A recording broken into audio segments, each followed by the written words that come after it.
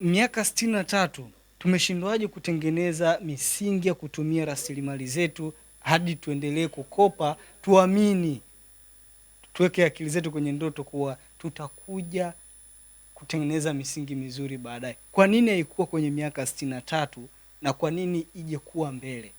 Na pia ukija swala la mikopo, sisi ni wanufaika wa mikopo. Tukianza wanafunzi wa vyuo vikuu wanapata mikopo yote, ile ni serikali.